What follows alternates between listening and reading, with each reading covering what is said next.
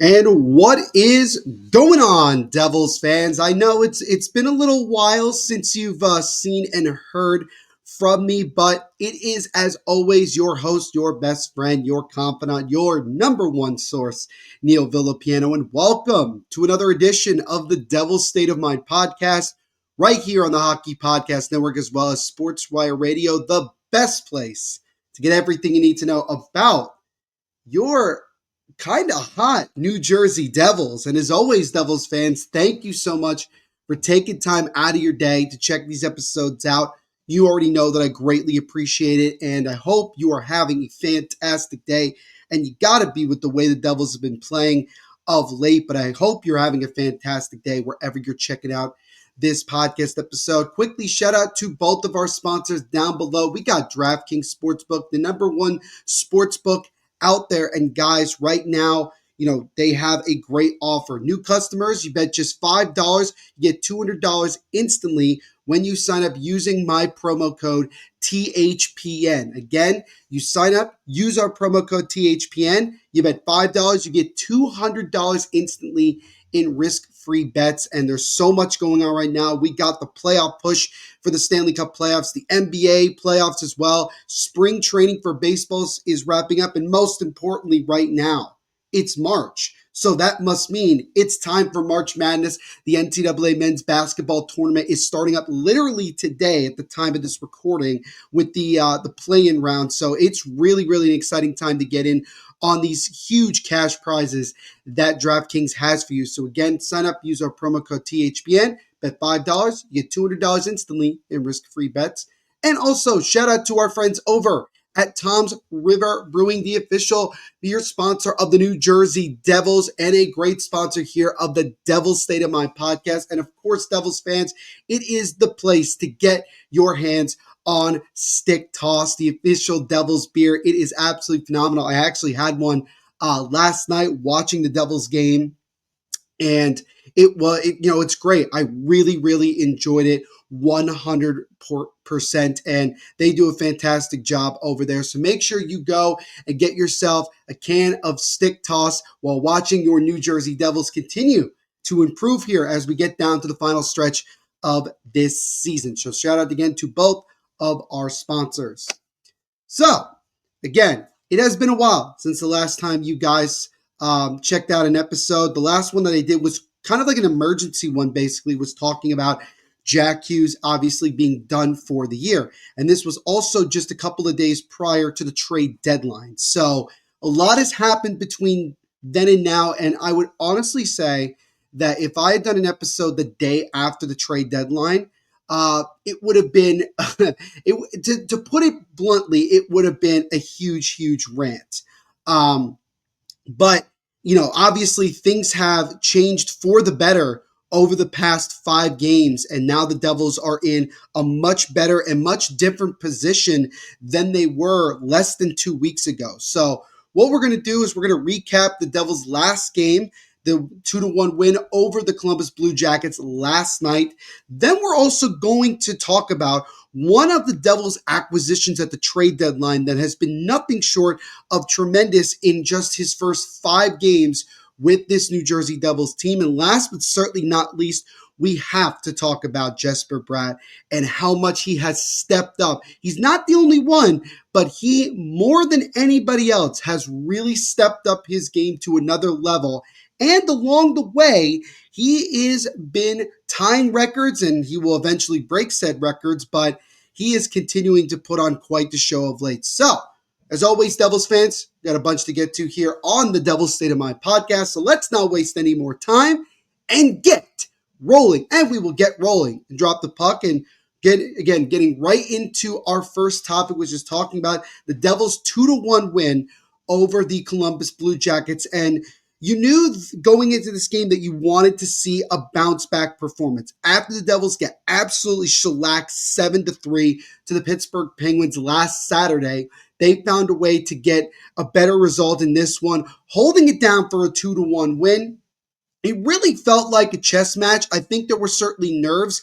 I don't know if there was necessarily nerves for the Devils, but certainly for the Blue Jackets, who were coming in losers of their last 3, and they had also been shut out in their last two games going into this matchup with the Devils. And the Devils nearly gave them a third consecutive shutout at home, which would have been about as a disaster class as you could see from an NHL team in a quick span. But, again, first period, I felt like the Devils did a good job on the forecheck. They really created a lot of opportunities, missed the net a boatload of times. They ended up with 18 shot attempts, but they ended up with no goals. Fortunately enough, Blue Jackets didn't score either, so there was no score after one. But then towards the second half of the second period, the Devils finally were able to get on the board with Timo Meier using the power move, bullying his way on a partial breakaway. He went forehand back and through the legs of Jet Reeves to give the Devils the 1-0 lead, and it got Timo Meier to 20 goals. So add Timo Meier to a handful now of other 20-goal scorers on this team. He has definitely stepped it up with a handful of goals since the start of March, and it's Meier madness, man. It's crazy to me how when it's the month of March, he just turns into another gear. I think even Bill Spalding and Ken Danico on the Devils MSG broadcast even joked around saying, can we get Timo Meier a calendar that just says March for 12 months? Because that would make it so much easier for him if he just assumed that every month was the month of March during the season. But yeah, he gets the Devils on the board. And then not too long after, the Devils got a second goal with a little bit of help off a mistake from Jet Reeves. So Brian Dumoulin dumped the puck into the zone and went around the boards, and then Jet Reeves, the goalie for the Blue Jackets, decided to try to play the puck, and he ended up turning it over right to a streaking Jesper Bratt in the right corner, who was able to one-tap it just past Reeves into the net to give the Devils a 2-0 lead. And that got Jesper Bratt his 80th point of the season. That makes it now back-to-back seasons in which he has scored 80 or more points on the year. So Jesper Bratt, again, as we'll talk about a little bit later on, just really, really stepping up when it matters most. And that can't help but get you super excited for the rest of this year and then potentially the playoffs as well. But the Devils went into the third period up 2-0, and I knew right when that period ended, I said to myself, you're going to get a pushback from Columbus. You got to find a way to get that third goal and put this game on ice. Don't give the Blue Jackets any hope. Well, the Devils didn't do that, as they were attacked with a barrage of shots by the Columbus Blue Jackets. 21 shots in total that they threw at the Devils, and Jake Allen was nothing short of fantastic as he continued to shut the door and frustrate the Blue Jackets while the Devils were struggling offensively and also defensively as well. He really did a good job. He eventually did give up a goal fairly late in the third period. Actually, it was more like 4 or 5 minutes to go in the third period, but nonetheless, Olivier got one past Allen to finally break the goalless streak, which I think was well over 180 minutes or something like that. I forgot what exactly the official timing was, but nonetheless, Jake Allen definitely, I'm sure he was frustrated not to end up getting a shutout, but what I love is that for the second time in the last couple of games, Sheldon Keefe called a timeout after giving up a quick goal to just settle the team down, give them a minute to breathe, and then go out there and finish the job. Now, did it allow the Devils to get an empty net goal and put the game away and win it 3-1? No, but nonetheless, they were able to hold on to it. And you know what? With about 3 minutes to go in that game, Keefe put out the line of Andre Palat, Dawson Mercer, and Tomas Tatar, who did nothing short of a phenomenal job. I mean, absolutely phenomenal job of killing off well over a minute in the offensive zone. They continued the forecheck. They continued to put pressure and ended up killing well over a minute of time that the Blue Jackets could have had in the offensive zone. So you got to give credit where credit is due to that line. I know they really haven't been producing in terms of goals and points, but that's a big moment there that helps the team ultimately win. And the Devils, by the skin of their teeth in many ways, were able to hold on for that 2-1 win. Jake Allen stopping 45 of 46 shots as he continues to play so strong over the last couple of months. And he has been nothing short of one of, if not the best backup goaltender in the NHL right now. And it sparked some debate in Devils world about, do the Devils reconsider potentially re-signing Jake Allen? and keeping him as the tandem with Jacob Markstrom. That's a topic for another day. I would say that I still think what ends up happening is, Nico Dawes, and I think it's time for him to be up here full time. I think will ultimately be the backup for Jacob Markstrom. But you know what? Crazier things have happened, right? Absolutely crazier things have happened. Nonetheless, big win for the New Jersey Devils. Jake Allen continuing his great play, and the Devils, with that win, move up to now a 10-point deficit between them, or not, give the Blue Jackets a 10-point deficit, and the range between the wild card and that third spot in the Metro. Also, they move with now to an 8-point lead over the New York Rangers, who are going to be playing in less than an hour from now. So maybe that will change. Maybe it won't. And that could be just even more of a motivating factor for the Devils' next game. But a really good way to start the week, as the Devils now push their percentage up to 90, almost 97% to make the playoffs. So they have put themselves in the driver's seat to basically, if they play 500 hockey down the road, down this last stretch here of the last 15, 16 games, they're all but a shoe-in to get into the Stanley Cup playoffs. So they got to string together some more good performances here and lock down this playoff spot. Because again, as I've mentioned before, the first step here for this Devils team is to get into the playoffs. And it would be even more awesome, especially considering you don't have Jack Hughes, you don't have Dougie Hamilton, who is out week, who apparently now might not even be back until possibly the second round of the playoffs. I think the expectation should be that you're not going to see him, Jack Hughes, or Jonas Siegenthaler at all for the rest of the year. But for this team to still get in with those big guys out, I think just shows just a testament to this team that they have not given up. I think when you look at where they were after the trade deadline and after that debacle at home against the Winnipeg Jets, I think that was about as low as any Devils fan could feel at that point.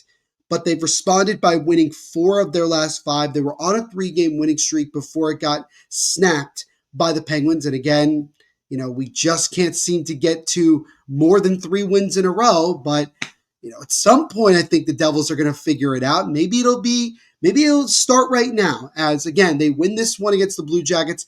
Now they have a couple days off. They have today off, and then they'll have Wednesday off, but they'll probably end up practicing. And then Thursday, they'll be back home to take on the Calgary Flames. Be curious to see if Jacob Markstrom gets the nod against his former team. And then to wrap up the week, you're taking on the red-hot Ottawa Senators, who have all but certain in many ways locked up that first wild card spot. Maybe they can make a run, to maybe get a top 3 in the Atlantic, but, it's still tough to say. A lot of games left to play, but the Senators are playing so well right now. Devils lost to the Senators earlier this year at home, so it's going to be a big challenge. But again, you got to focus on one game at a time. Next one will be Calgary at home. And again, the Calgary Flames will have come in after playing back-to-back. They played last night, got blown out by the Toronto Maple Leafs, and they will play the New York Rangers tonight. So for all of us here in Devils World, we are really hoping that the Flames could get a bounce-back win in regulation,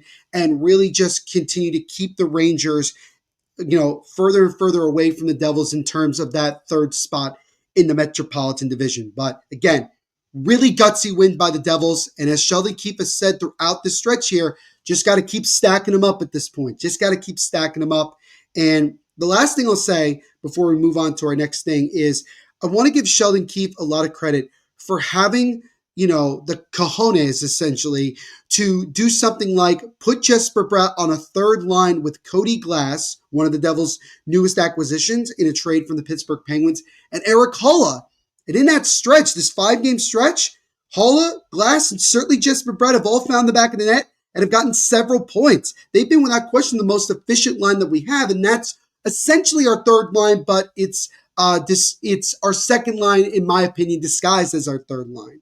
But it has been great chemistry of late, and I'm sure Sheldon Keefe will keep it going here as we move along. So again, really, really good job by the New Jersey Devils, and let's hope that they can keep this going here as we get into we're approaching the last 10 games of the year. I mean, it's, in less than a month, basically on April 16th will be the last game for the Devils in the regular season. So by this time next month, we will know what the Devils' fate is one way or another. So now I want to shift to something a little bit less exciting, much more interesting, because it involves the Devils general manager, Tom Fitzgerald. So Devils general manager, this came from several articles. The one that I saw was from ESPN. Devils general manager Tom Fitzgerald's son, Casey Fitzgerald, who is the captain of the Hartford Wolfpack of the New York Rangers AHL affiliate, he suffered a massive cut to his neck from a skate blade back on December 28th of 2024. So earlier this, hockey season. He ended up going to the hospital that night. And fortunately for everyone, after getting 25 stitches to his neck, he made a full recovery and ended up playing a few nights later. This is actually, if you're here on YouTube, you can see the picture. That is where he got his stitches. So yeah, I mean, that's pretty gruesome to say the least.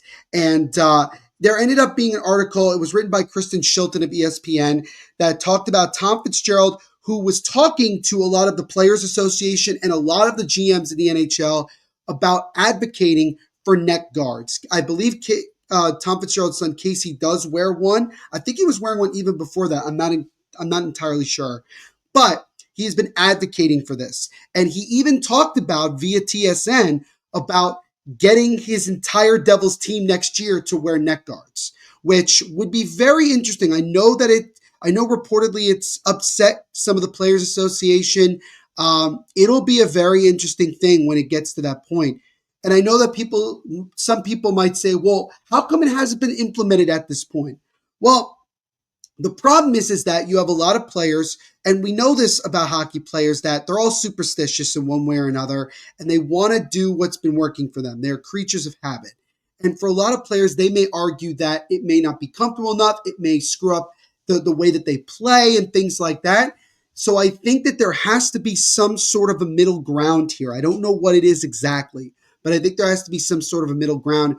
It's also been mentioned, and I think that you will see this, is that you've got to start with the neck guards. You got to start in the grassroots. These young kids coming up and just starting to play hockey, give them as much protection as humanly possible, because they need to have it so that they don't have these issues that we have. And that's kind of the thing you have to look at with all of this. So again, I'm very relieved that Tom Fitzgerald's son Casey is okay and he's still playing, wearing a neck guard.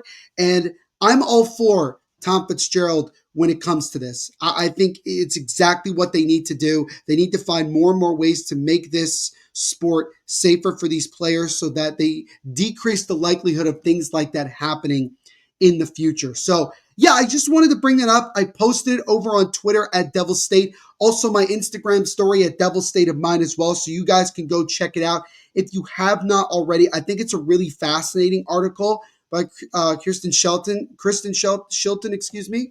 Thank you so much for that. I think also Pierre LeBrun wrote something for TSN as well that you can go check out. Again, all of this around the same thing. So just wanted to bring that up there because I literally saw it only an hour ago when it came up.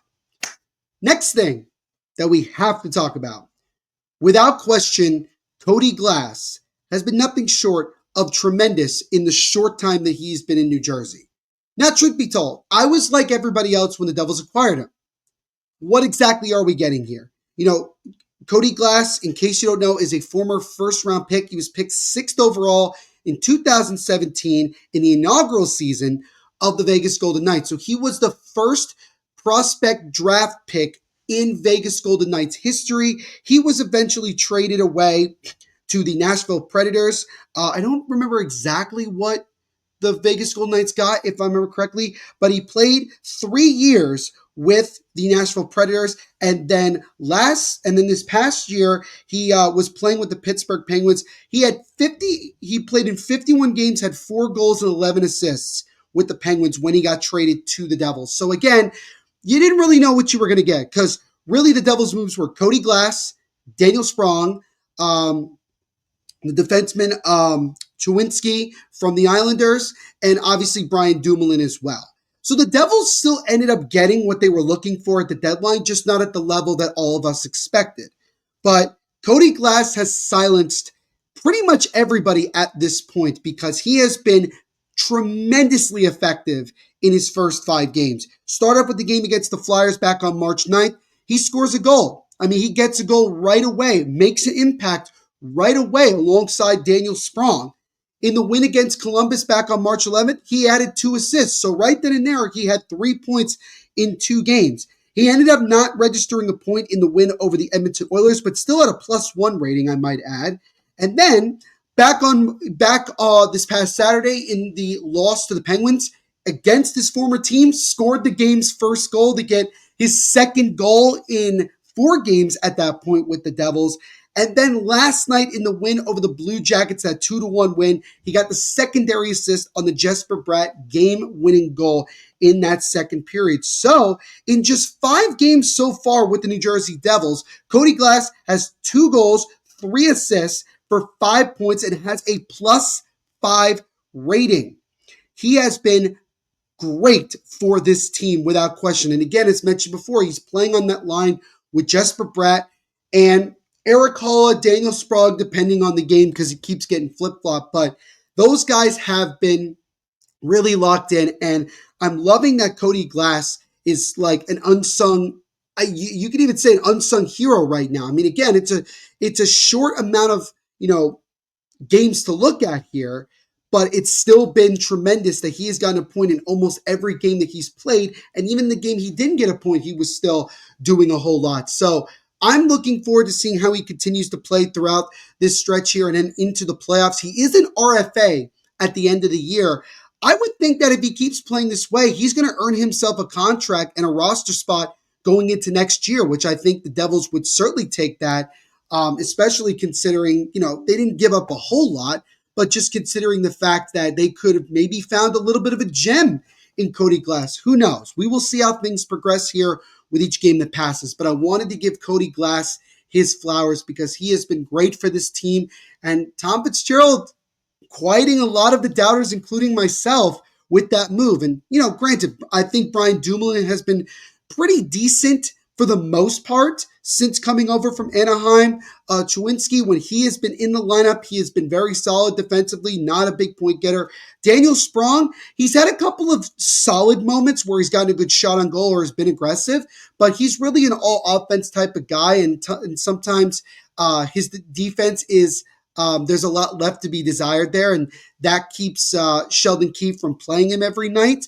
But who knows? Maybe Daniel Sprong will start to spring into action here. Yeah, I know that was really bad. But yeah, I think that, all of these guys in one way or another have been pretty positive. But without question, Cody Glass has been the best. And let's just hope he can continue this play here to help this team moving forward here, because this has been nothing short of awesome to see from him in this one.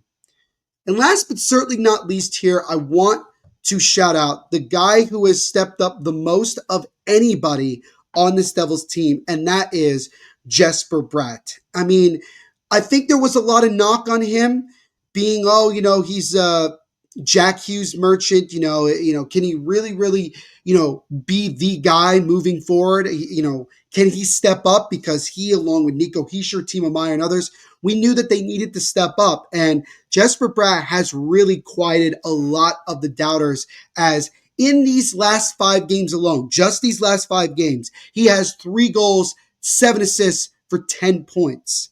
He has been on a massive heater. He was just named the NHL's second star of the week for last week. And also, he tied the assist record with Scott Stevens for the most assists in a single season in Devils franchise history. So the next assist he will set that new record. So he has been phenomenal. I mean, it's crazy to me to see the production that he's played. I mean, it doesn't surprise me completely because we know the type of player that Bratt can be when he's on. Let's just hope that he doesn't have those moments where maybe he disappears for a bit. We got to keep this going here. And playing on that line, I keep bringing it up, but playing on that line with Cody Glass and Eric Holla / Daniel Sprong has worked out tremendously. And I know that Sheldon Keefe's the type of guy that goes, if it ain't broke, don't fix it. And that's what you're probably going to see moving forward, starting with the game against the Calgary Flames. But yeah, man, it's been a pleasure to watch Jesper Bratt really, really step it up of late. And I mean, look, Timo Meier's been stepping up a bunch as well. Nico Hischier, Cody Glass, bring him up again. But without question, Jesper Bratt has been the cog in this Devils machine of late, and a big reason why they've won 4 of their last 5, to really, really get themselves in a much better position for the playoffs. And that's just, again, that's a testament to him, and really, really happy for him that he's been able to play this way. And let's again continue to hope that he continue this play moving forward. So again, as I mentioned before, looking ahead to the rest of the week, Devils at home on Thursday night against the Calgary Flames. So the Devils will look to try to win back-to-back games and try to win their 5th in their last 6. And then they'll wrap up this week with a big showdown at home against the hot Ottawa Senators. So let's hope that the Devils got off to a good start with that win last night against the Blue Jackets and can turn this into a really, really big week. Because if the Devils can get the 4 points available and get themselves to 84 points by the end of this week, I think that you could feel a lot more comfortable about the Devils in the playoffs at that point. Because I think when you look at the struggles that the Rangers and the Blue Jackets have had of late, that you're seeing the Devils kind of getting hot at the right time and those teams struggling. And remember, Devils have one of the more favorable schedules down the road here for the rest of the season, while the Rangers and the Blue Jackets have 2 of the harder schedules remaining this season. So things are kind of working in the Devils' favor. But again, there's no guaranteed wins in this league. They have to continue to play the way that they've been playing and continue to have the success. They've been getting a lot more scoring of late, which is great to see. Jake Allen has been great. Markstrom, he's really struggled since coming back from injury, but I think if he gets some more games here down the stretch, I think he will get himself back going here to the level that he was at when he was playing at practically a Vezina level prior to him getting hurt. I would like to see him play against the Calgary Flames. I think it could be a big motivating factor for him to play against his former team and to get a get-right game for him. I think he really, really needs it. So on that note, guys, that's going to wrap it up for this edition of the Devil's State of Mind podcast. As always, thank you guys for checking out this episode, whether you're here on YouTube, and if you are, make sure to leave a like and also subscribe. And while you're at it, hit that notification bell so you get notified every time a new episode, clip, or whatever I post comes out. And also make sure to subscribe wherever you get your podcast, Apple, Spotify, Google, SoundCloud, wherever. Please go subscribe there. And if you're on Apple or Spotify, do me a favor, leave a 5-star rating on either one. Helps grow the podcast tremendously, and I greatly appreciate it up front. And as always, make sure to follow the Devil's State of Mind podcast on Facebook, Devil's State of Mind, Instagram also at Devil's State of Mind, and also in Devil's State over on Twitter. So make sure you guys follow it up, and you guys can get all of your Devil's State of Mind and New Jersey Devils, of course, content there as well. But thank you all so much, and we will see you in the next episode. Everybody have an awesome, awesome rest of the week. Let's keep this, train rolling here. Let's rack up some more wins. And as always, let's go Devils.